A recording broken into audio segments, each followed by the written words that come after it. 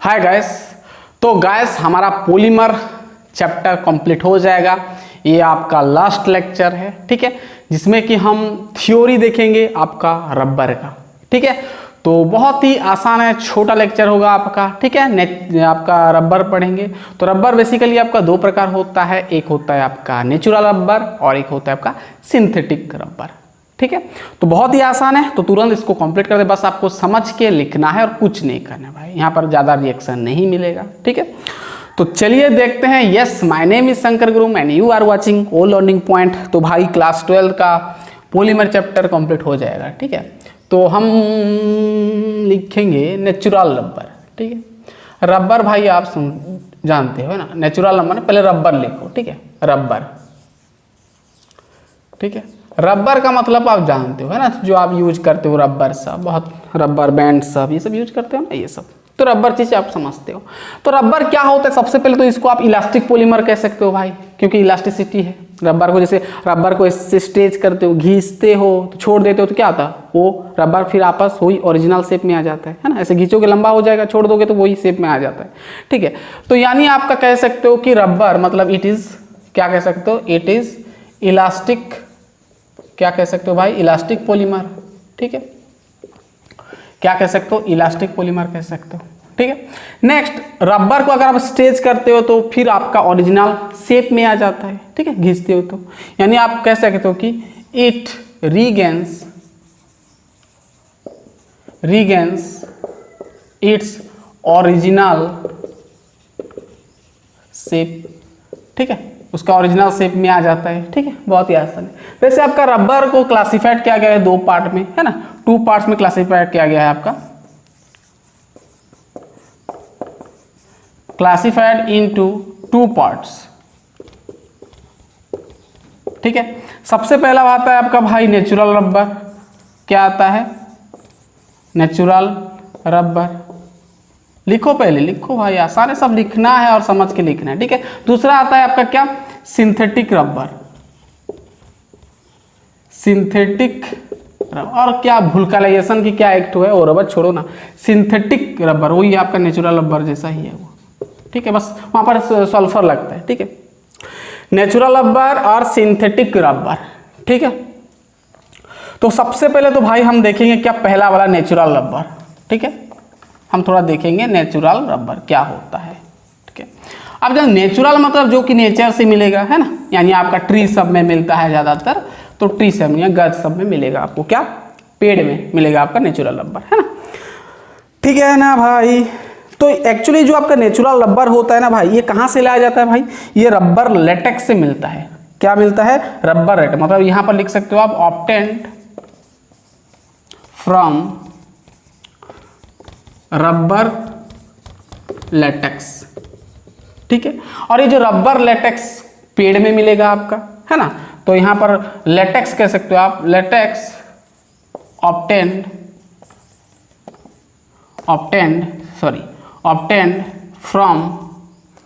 From कहां से, पेड़ से मिलेगा, ठीक है, फ्रॉम बार्क ट्रीज, उसको हम क्या बोलते हैं, बार्क ट्रीज। ये बार्क ट्रीज सब में मिलता है, जैसे मिल्की टाइप का, लिक्विड टाइप का निकलता है ना पेड़ में, तो आपका बार्क ट्रीज होता है, ठीक है। तो बार्क ट्रीज से आपका क्या मिलेगा भाई, रबर लेटेक्स मिलेगा, वहीं से आपका वो आपका क्या होता है, नेचुरल रबर होता है, ठीक है। उसको बना भी सकते हो आप, latex obtained from bark trees.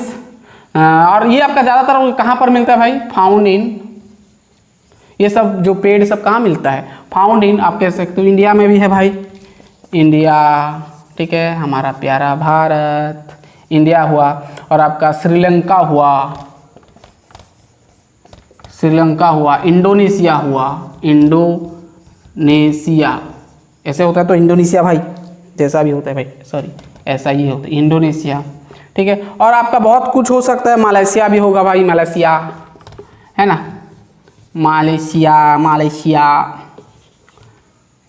ठीक है, ये सब में मिलता है, ठीक है। कौन सा ट्रीज भाई, बार्क ट्रीज, ठीक है ना भाई। समझ में, बहुत सिंपल चीज़ भाई, नोट करो बस, आपका किताब में और अच्छे से नोट कर सकते हो तो कर सकते हो, ठीक है। चलिए, ये तो हो गया भाई नेचुरल रबर से कहानी समझ में आ गया। तो रबर आपका दो प्रकार का होता है, एक नेचुरल रबर और एक सिंथेटिक रबर, ठीक है।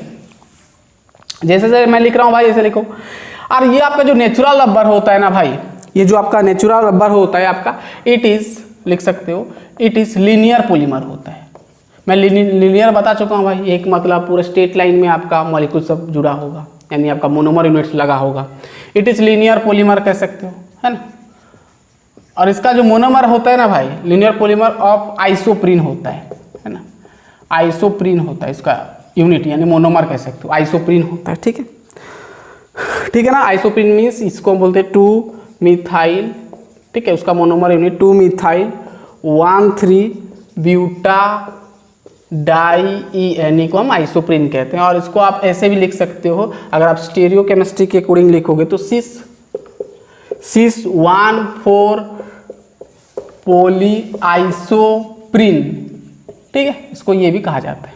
ठीक है, समझ में आ गया, बहुत ही आसान था भाई। अगर इसका नेचुरल रबर का अगर आप स्ट्रक्चर देखोगे भाई, ये हो गया ना, चलिए बहुत बढ़िया। अगर इसका स्ट्रक्चर देखोगे ना, नेचुरल रबर का अगर आप स्ट्रक्चर देखोगे तो देखो लीनियर होता है भाई, मैं बता चुका हूँ, लीनियर मतलब स्ट्रेट लाइन में होगा, है ना। देखो CH3 C double bond C, यहाँ पर होगा आपका CH2, ध्यान से देखना, यहाँ पर होगा आपका CH3, यहाँ पर आपका H, ठीक है ना। अब यहाँ पर एक आएगा CH2, इधर जाएगा C डबल बॉन्ड C, यहाँ पर भाई आपका H होगा, फिर इधर आएगा तो ये आपका CH2 और ये आगे जाएगा, ठीक है, और ये आपका भाई CH3, ठीक है। और ठीक ऐसे भाई यहाँ पर आपका ये नीचे तरफ जाएगा ना, हाँ नीचे तरफ जाएगा CH2, ठीक है, नीचे तरफ गया CH2, फिर ऊपर गया C डबल बॉन्ड C, यहाँ पर CH3, फिर यहाँ पर CH2 होगा, ठीक है, मैं इसको इधर लिख दे रहा हूँ CH2, फिर ये आगे जाएगा भाई, ठीक है। तो यहाँ पर आपका क्या हो जाएगा भाई, ये आपका H, ठीक है। तो ये आपका होता है क्या, लीनियर, आपका नेचुरल रबर का स्ट्रक्चर क्या है भाई, ये आपका नेचुरल रबर का स्ट्रक्चर, ठीक है ना। बहुत ही आसान था। चलिए अब नेचुरल रबर का हम थोड़ा उसका फिजिकल प्रॉपर्टीज देख लेते हैं, है ना। फिजिकल प्रॉपर्टीज या तो फिर प्रॉपर्टीज को, इसका थोड़ा प्रॉपर्टीज हम देख लेते हैं, ठीक है। हो गया भाई, चलिए बहुत ही आसान था। चलिए अब कहानी देखते हैं, उसका प्रॉपर्टीज के बारे में थोड़ा देख लेते हैं, ठीक है। प्रॉपर्टीज लिखो इसको, प्रॉपर्टीज, ठीक है, प्रॉपर्टीज। तो सबसे पहले तो ध्यान से देखना, इट इज सॉफ्ट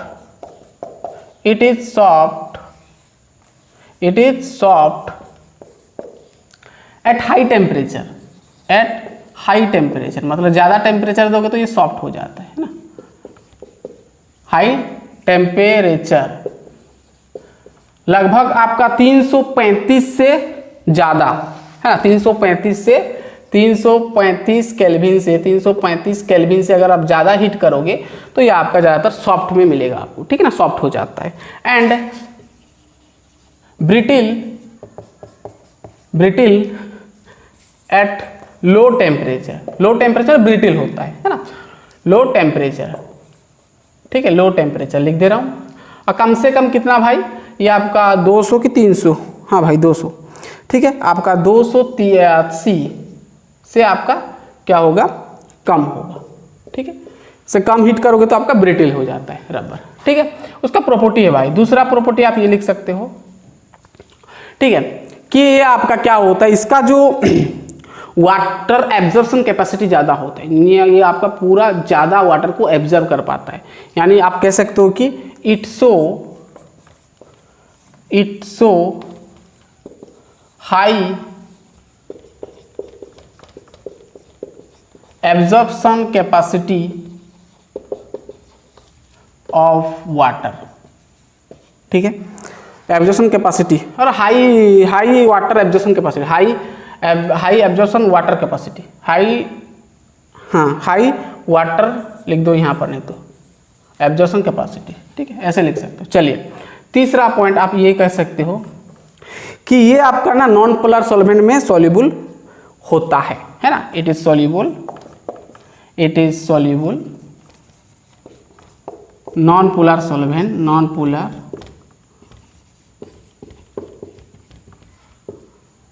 सॉल्वेंट सब में सॉल्युबल हो पाता है। नॉन पोलर सॉल्वेंट बहुत सा हो सकता है भाई, जैसे बेंजीन हुआ, नफ्थलीन हुआ, ठीक है, ये सब। चलिए अब आई भी आप कह सकते हो कि ये आपका इट इज नॉन रेसिस्टेंट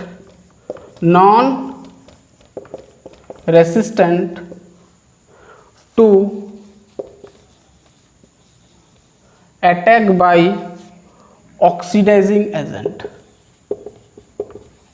ठीक है भाई, लिखो ये भाई, ये थ्योरी है। ठीक है, तो ये बेसिक था आपका प्रॉपर्टीज। अब थोड़ा इसका यूजेस देख लेते हैं कि कहाँ कहाँ पर ये आपका रबर इस्तेमाल होता है। ठीक है, मिटाएंगे। चलिए अब इसका थोड़ा यूजेस देख लेते हैं। ठीक है, इसका यूजेस लिखो नेचुरल रबर का। भाई नेचुरल रबर का पहला तो अगर आप यहाँ पर ठीक है रबर में ध्यान से देखना, अगर आप यहाँ पर रबर में 1 से 3% अगर आप यहाँ पर सल्फर यूज कर दे रहे हो, है ना, तो ये आपका क्या हो जाता है भाई, सॉफ्ट हो जाता है। क्या होता है भाई, सॉफ्ट हो जाता है। और सॉफ्ट हो जाने से इसको हम कहाँ पर यूज करते हैं भाई, रबर बैंड सब में यूज करते हैं। Used in rubber bands, rubber band सब में हम यूज करते हैं। ठीक है, चलिए अगर आप सल्फर को बढ़ा देते हो, सल्फर को अगर आप बढ़ा देते हो तो क्या हो जाता है आपका, मोर रिजिड, मतलब रिजिड हो जाता है। ठीक है ना भाई, चलिए बहुत ही आसान शब्द में आपका एनसीईआरटी शब्द लिखा है। चलिए ठीक है, अब दूसरा पॉइंट आप ये लिख सकते हो भाई, इसका हो नहीं है भाई, ये यूजेस है। ठीक है, दूसरा अगर आप रबर में, ठीक है रबर में अगर 5% के आसपास सल्फर मिला देते हो तो ये आपका क्या होता है, मोर रिजिड हो जाता है ना, ज़्यादा रिजिड हो जाएगा। और ये सब आपका टायर सब में यूज किया जाता है भाई, यूज्ड इन टायर्स हुआ आपका, जो ऑटोमोबाइल टायर, हाँ टायर सब में यूज होता है भाई। ठीक है ना, ये सब में एटीसी लिख दो भाई। ठीक है ना, चलिए अगर ये समझ में आ गया भाई, इसके अलावा बहुत जगह पर आप यूज कर सकते हो भाई, यूज्ड इन आपका जो टॉयस हुआ, है ना, और आपका बेलून्स हुआ, और बहुत सारा हो सकता है भाई। ठीक है ना, बैटरी बॉक्सेस हुआ। ठीक है, ये सब में आपका यूज होता है रबर, नेचुरल रबर। ठीक है भाई, समझ में आएगा, बहुत ही आसान था। चलिए हम आगे बढ़ते हैं क्या, सिंथेटिक रबर की ओर। बहुत ही आसान है, लिख लो। ठीक है, हो गया ना, बहुत ही आसान। चलिए हम देखेंगे अब क्या, सिंथेटिक रबर।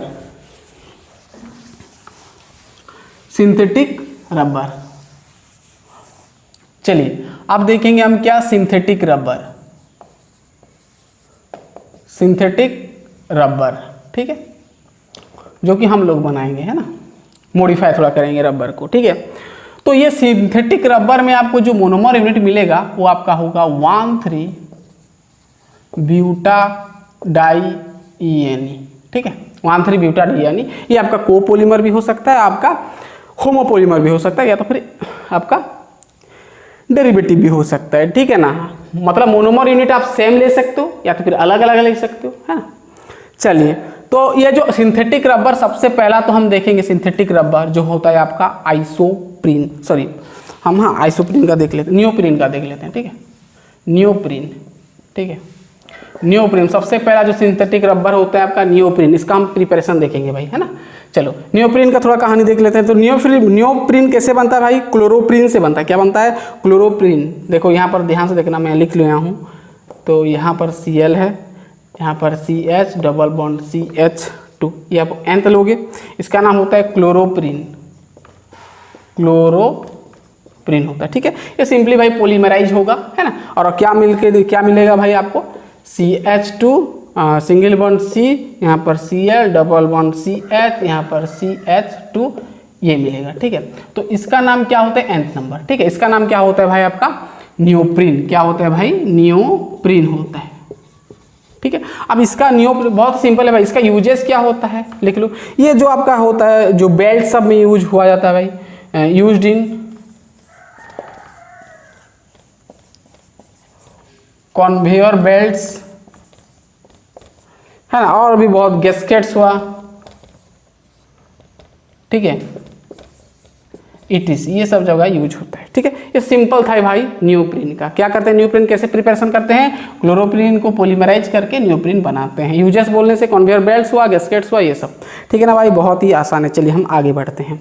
तो ये नियोप्रीन था। चलिए अब हम देख लेते हैं थोड़ा बुना एन देख लेते हैं। ठीक है, बुना एन देख लेते हैं। चलिए अब ये पहला जो सिंथेटिक पॉलीमर था वो ये क्या था, नियोप्रीन। अब दूसरा हम देख लेंगे भाई थोड़ा बुना एन। ठीक है, इसकी ये क्या होता है कहानी। चलिए बुना एन में हम क्या करते हैं भाई, CH2, ठीक है, double bond CH, single bond CH, double bond CH2। इसका नाम होता है 1,3-ब्यूटा डाई EN होगा। ठीक है, nth नंबर लेंगे। ठीक है, यहाँ पर हम क्या करते हैं भाई, ये आपका कोपोलीमर हो जाता है, अलग अलग फंक्शनल ग्रुप। यहाँ पर डबल बॉन्ड आया, यहाँ पर आपका सियानाइड आएगा। ठीक है, इन्हें एक्रिलोनाइट्राइल लेंगे भाई, NCH2 में बता चुका हूँ, डबल बॉन्ड CH, यहाँ पर होता है आपका CN। इसका नाम क्या होता है, एक्रिलोनाइट्राइल, एक्रिलोनाइट्राइल। इसको पॉलीमराइज करोगे तो क्या मिलेगा, ठीक है, सिंगल बॉन्ड CH2 और सिंगल बॉन्ड CH, फिर double bond CH, single bond CH2, single bond CH2। ठीक है, फिर यहाँ पर सिंगल बॉन्ड CH। ठीक है, यहाँ पर लगेगा आपका CN और ये बॉन्ड खाली रहेगा। ठीक है, तो ये इसको यहाँ तक N तक, इसको हम क्या बोलते हैं भाई, बुना N। क्या बोलते हैं, बुना N।